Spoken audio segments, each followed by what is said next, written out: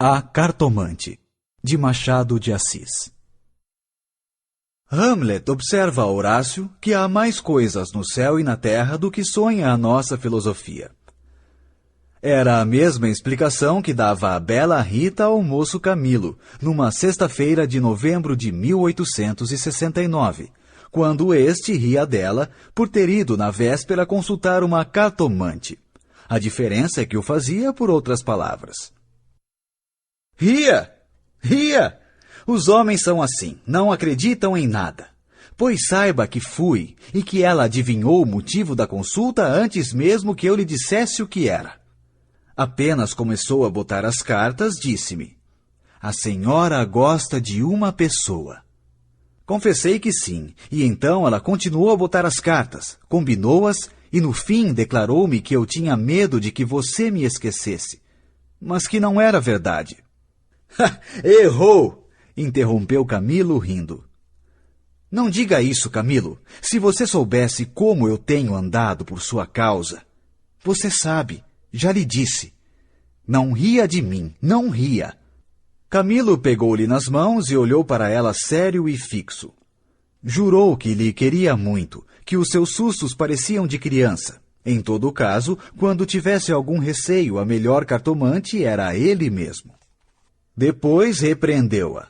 Disse-lhe que era imprudente andar por essas casas. Vilela podia sabê-lo, e depois... Quer saber? Tive muita cautela ao entrar na casa. Onde é a casa? Aqui perto, na Rua da Guarda Velha. Não passava ninguém nessa ocasião. Descansa, eu não sou maluca.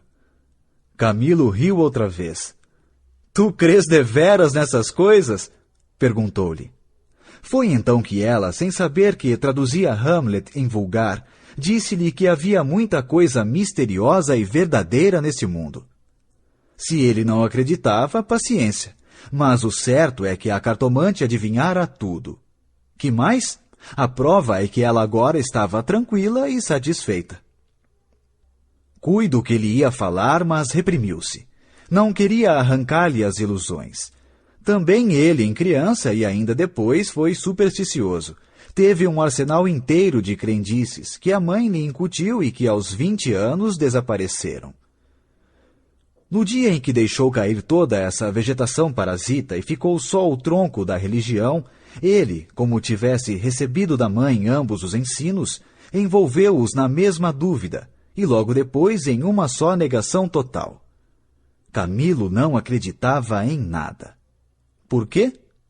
Não podia dizê-lo. Não possuía um só argumento.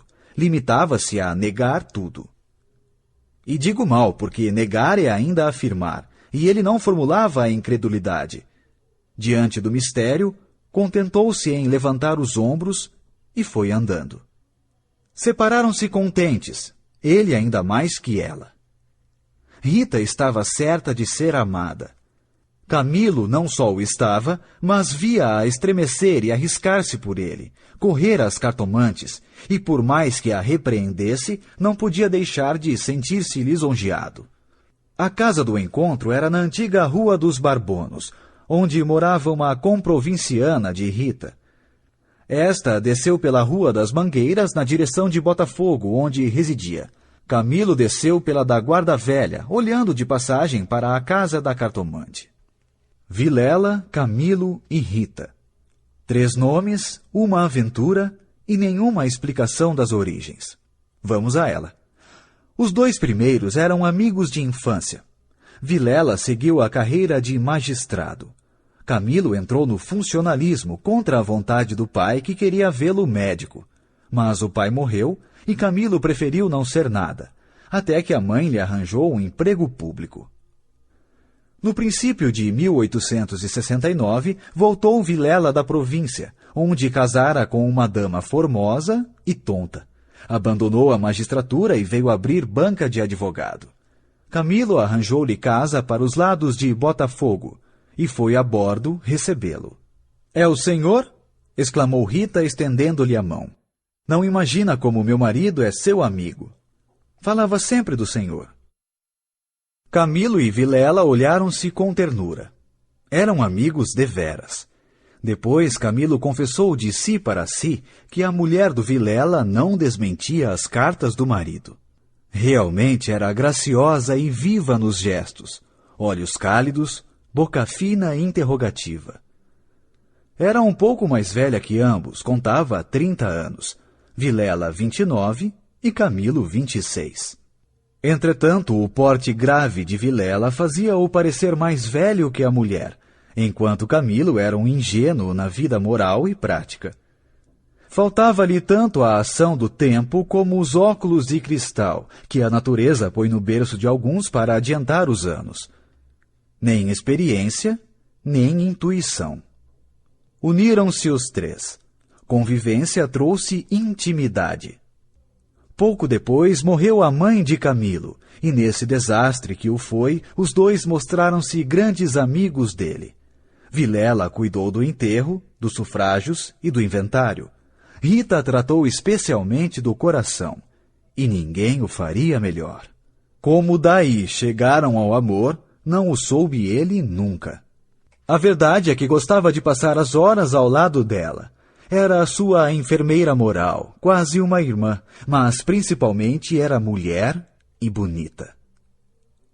Odor de fêmina. Eis o que ele aspirava nela e em volta dela, para incorporá-lo em si próprio. Liam os mesmos livros, iam juntos a teatros e passeios. Camilo ensinou-lhe as damas e o xadrez, e jogavam às noites. Ela mal. Ele, para lhe ser agradável, pouco menos mal. Até aí as coisas.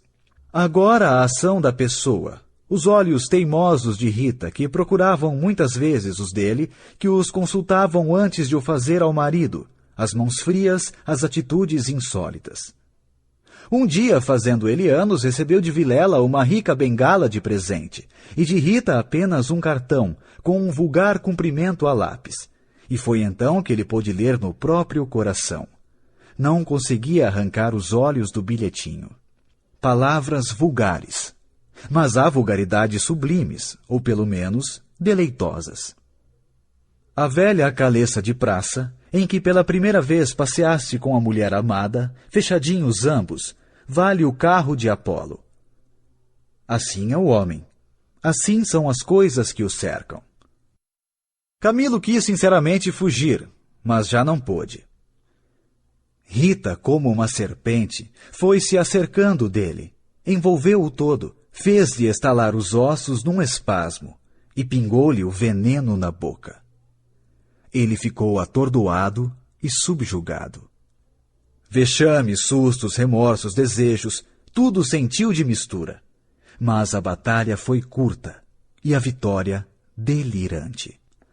Adeus, escrúpulos! Não tardou que o sapato se acomodasse ao pé. E aí foram ambos, estrada fora, braços dados, pisando folgadamente por cima de ervas e pedregulhos, sem parecer nada mais que algumas saudades, quando estavam ausentes um do outro. A confiança e estima de Vilela continuavam a ser as mesmas. Um dia, porém, recebeu Camilo uma carta anônima, que lhe chamava imoral e pérfido, e dizia que a aventura era sabida de todos. Camilo teve medo, e para desviar as suspeitas começou a rarear as visitas à casa de Vilela. Este notou-lhe as ausências. Camilo respondeu que o motivo era uma paixão frívola de rapaz. Candura gerou astúcia. As ausências prolongaram-se e as visitas cessaram inteiramente. Pode ser que entrasse também nisso um pouco de amor próprio, uma intenção de diminuir os obséquios do marido para tornar menos dura a aleivosia do ato. Foi por esse tempo que Rita, desconfiada e medrosa, correu à cartomante para consultá-la sobre a verdadeira causa do procedimento de Camilo. Vimos que a cartomante restituiu-lhe a confiança e que o rapaz repreendeu-a por ter feito o que fez. Correram ainda algumas semanas. Camilo recebeu mais 2 ou 3 cartas anônimas, tão apaixonadas que não podiam ser advertência da virtude, mas despeito de algum pretendente. Tal foi a opinião de Rita que, por outras palavras mal compostas, formulou este pensamento: a virtude é preguiçosa e avara. Não gasta tempo nem papel. Só um interesse é ativo e pródigo. Nem por isso Camilo ficou mais sossegado. Temia que o anônimo fosse ter com Vilela, e a catástrofe viria então sem remédio. Rita concordou que era possível. Bem, disse ela, eu levo os sobrescritos para comparar a letra com as das cartas que lá aparecerem. Se alguma for igual, guardo-a e rasgo-a. Nenhuma apareceu, mas daí a algum tempo Vilela começou a mostrar-se sombrio, falando pouco, como desconfiado. Rita deu-se pressa em dizê-lo ao outro, e sobre isso deliberaram. A opinião dela é que Camilo devia tornar à casa deles, tatear o marido, e pode ser até que lhe ouvisse a confidência de algum negócio particular. Camilo divergia. Aparecer depois de tantos meses era confirmar a suspeita ou denúncia. Mais valia acautelarem-se, sacrificando-se por algumas semanas. Combinaram um jeito de se corresponderem, em caso de necessidade, e separaram-se com lágrimas. No dia seguinte, estando na repartição, recebeu Camilo este bilhete de Vilela. Vem já já à nossa casa. Preciso falar-te sem demora. Era mais de meio-dia. Camilo saiu logo. Na rua, advertiu que teria sido mais natural chamá-lo ao escritório. Por que em casa? Tudo indicava matéria especial, e a letra, fosse realidade ou ilusão, afigurou-se-lhe trêmula. Ele combinou todas essas coisas com a notícia da véspera. Vem já já à nossa casa. Preciso falar-te sem demora. Repetia ele com os olhos no papel. Imaginariamente viu a ponta da orelha de um drama. Rita subjugada e lacrimosa. Vilela indignado, pegando da pena e escrevendo o bilhete, certo de que ele acudiria, e esperando-o para matá-lo. Camilo estremeceu. Tinha medo. Depois sorriu amarelo, e, em todo caso, repugnava-lhe a ideia de recuar. E foi andando. De caminho, lembrou-se de ir à casa. Podia achar algum recado de Rita que lhe explicasse tudo. Não achou nada nem ninguém. Voltou à rua e a ideia de estarem descobertos parecia-lhe cada vez mais verossímil. Era natural uma denúncia anônima, até da própria pessoa que o ameaçara antes. Podia ser que Vilela conhecesse agora tudo. A mesma suspensão das suas visitas, sem motivo aparente, apenas com um pretexto fútil, viria a confirmar o resto. Camilo ia andando inquieto e nervoso. Não relia o bilhete, mas as palavras estavam decoradas diante dos olhos, fixas. Ou então, o que era ainda pior, eram-lhe murmuradas ao ouvido, com a própria voz de Vilela. Vem já já à nossa casa. Preciso falar-te sem demora. Ditas assim pela voz do outro, tinham um tom de mistério e ameaça. Vem já já para quê? Era perto de 1h da tarde. A comoção crescia de minuto a minuto. Tanto imaginou o que se iria passar que chegou a crê-lo e vê-lo. Positivamente tinha medo. Entrou a cogitar em ir armado, considerando que se nada houvesse, nada perdia, e a precaução era útil. Logo depois rejeitava a ideia vexado de si mesmo e seguia picando o passo na direção do Largo da Carioca, para entrar num tilbury. Chegou, entrou e mandou seguir a trote largo. Quanto antes, melhor, pensou ele. Não posso estar assim. Mas o mesmo trote do cavalo veio agravar-lhe a comoção. O tempo voava e ele não tardaria a entestar com o perigo. Quase no fim da Rua da Guarda Velha, o tilbury teve de parar. A rua estava atravancada com uma carroça que caíra. Camilo, em si mesmo, estimou o obstáculo e esperou. No fim de 5 minutos, reparou que ao lado à esquerda, ao pé do tilbury, ficava a casa da cartomante, a quem Rita consultara uma vez, e nunca ele desejou tanto crer na lição das cartas. Olhou, viu as janelas fechadas, quando todas as outras estavam abertas e pejadas de curiosos do incidente da rua. Dir-se-ia a morada do indiferente destino. Camilo reclinou-se no tílburi para não ver nada. A agitação dele era grande, extraordinária, e do fundo das camadas morais emergiam alguns fantasmas de outro tempo, as velhas crenças, as superstições antigas. O cocheiro propôs-lhe voltar à primeira travessa e ir por outro caminho. Ele respondeu que não, que esperasse, e inclinava-se para fitar a casa. Depois fez um gesto incrédulo. Era a ideia de ouvir a cartomante, que lhe passava ao longe, muito longe, com vastas asas cinzentas. Desapareceu, reapareceu e tornou a esvair-se no cérebro. Mas daí a pouco moveu outra vez as asas, mais perto, fazendo uns gritos concêntricos. Na rua gritavam os homens, safando a carroça. Anda! Agora empurra! Vai! Vai! Daí a pouco estaria removido o obstáculo. Camilo fechava os olhos, pensava em outras coisas, mas a voz do marido sussurrava-lhe às orelhas as palavras da carta. Vem, já já. E ele via as contorções do drama e tremia. A casa olhava para ele. As pernas queriam descer e entrar. Camilo achou-se diante de um longo véu opaco. Pensou rapidamente no inexplicável de tantas coisas. A voz da mãe repetia-lhe uma porção de casos extraordinários, e a mesma frase do príncipe da Dinamarca reboava-lhe dentro. Há mais coisas no céu e na terra do que sonha a nossa filosofia. Que perdia ele se...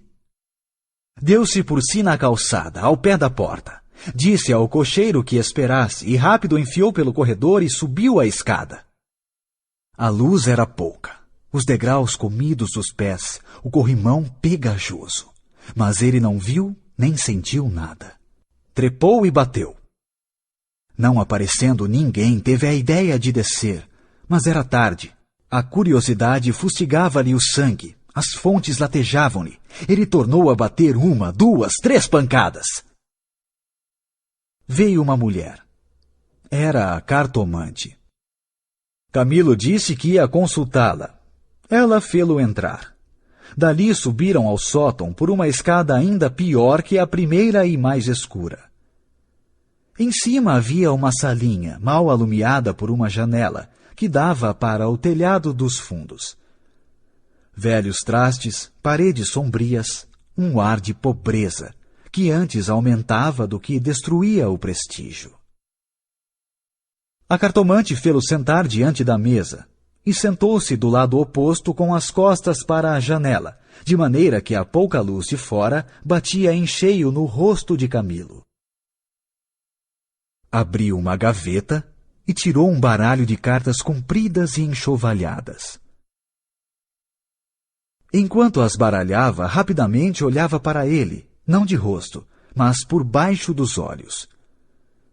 Era uma mulher de 40 anos, italiana, morena e magra, com grandes olhos sonsos e agudos. Voltou 3 cartas sobre a mesa e disse-lhe: Vejamos primeiro o que é que o traz aqui. O senhor tem um grande susto? Camilo, maravilhado, fez um gesto afirmativo. E quer saber, continuou ela, se lhes acontecerá alguma coisa ou não. A mim e a ela, explicou vivamente ele. A cartomante não sorriu. Disse-lhe só que esperasse. Rápido pegou outra vez das cartas e baralhou-as com os longos dedos finos de unhas descuradas. Baralhou-as bem, transpôs os maços 1, 2, 3 vezes. Depois começou a estendê-las.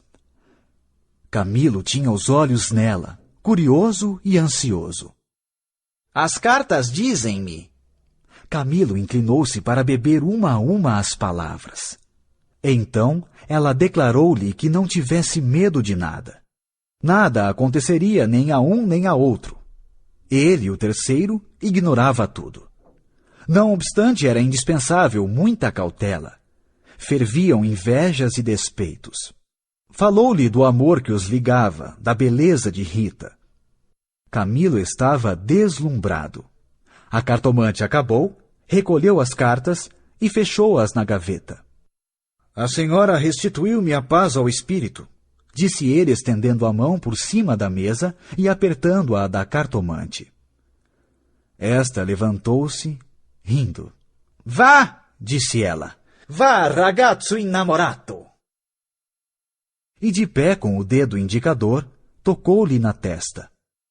Camilo estremeceu, como se fosse a mão da própria profetisa, e levantou-se também. A cartomante foi à cômoda, sobre a qual estava um prato com passas. Tirou um cacho destas. Começou a despencá-las e comê-las, mostrando 2 fileiras de dentes que desmentiam as unhas. Nesta mesma ação comum, a mulher tinha um ar particular. Camilo, ansioso por sair, não sabia como pagasse. Ignorava o preço. Passas custam dinheiro, disse ele afinal, tirando a carteira. Quantas quer mandar buscar? Pergunte ao seu coração, respondeu ela. Camilo tirou uma nota de 10.000 réis e deu-lhe. Os olhos da cartomante fuzilaram. O preço usual era 2.000 réis. Vejo bem que o senhor gosta muito dela. E faz bem.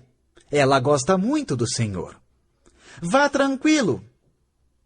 Olhe a escada, é escura. Ponha o chapéu. A cartomante tinha já guardado a nota na algibeira e descia com ele, falando com leve sotaque. Camilo despediu-se dela embaixo e desceu a escada que levava à rua, enquanto a cartomante, alegre com a paga, tornava acima, cantarolando uma barcarola. Camilo achou o tílburi esperando. A rua estava livre. Entrou e seguiu a trote largo. Tudo lhe parecia agora melhor. As outras coisas traziam outro aspecto. O céu estava límpido e as caras joviais. Chegou a rir dos seus receios, que chamou pueris. Recordou os termos da carta de Vilela e reconheceu que eram íntimos e familiares. Onde é que ele lhe descobria a ameaça? Advertiu também que eram urgentes e que fizeram mal em demorar-se tanto. Podia ser algum negócio grave e gravíssimo. Vamos depressa! Repetia ele ao cocheiro. E consigo, para explicar a demora ao amigo, engenhou qualquer coisa.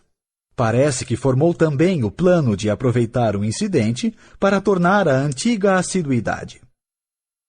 De volta com os planos, reboavam-lhe na alma as palavras da cartomante.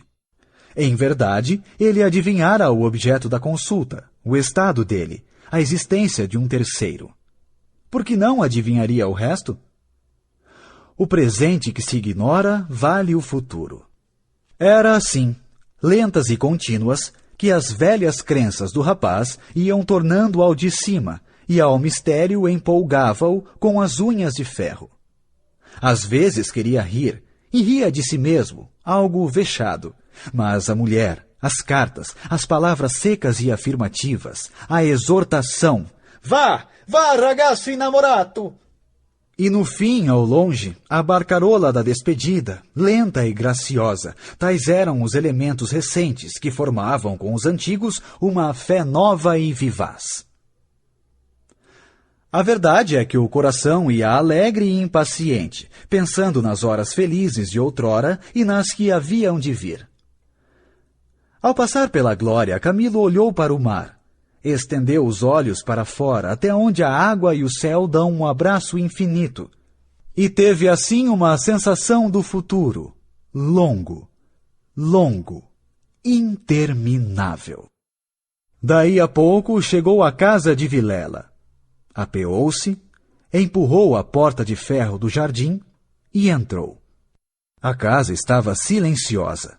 Subiu os 6 degraus de pedra e mal teve tempo de bater, a porta abriu-se e apareceu-lhe Vilela. Desculpa, não pude vir mais cedo. O que há? Vilela não lhe respondeu. Tinha as feições descompostas. Fez-lhe sinal e foram para uma saleta interior. Entrando, Camilo não pôde sufocar um grito de terror. Ao fundo, sobre o canapé, estava Rita, morta e ensanguentada. Vilela pegou-o pela gola e, com 2 tiros de revólver, estirou-o morto no chão.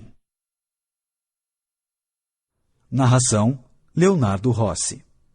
Contato: leorossiator@gmail.com.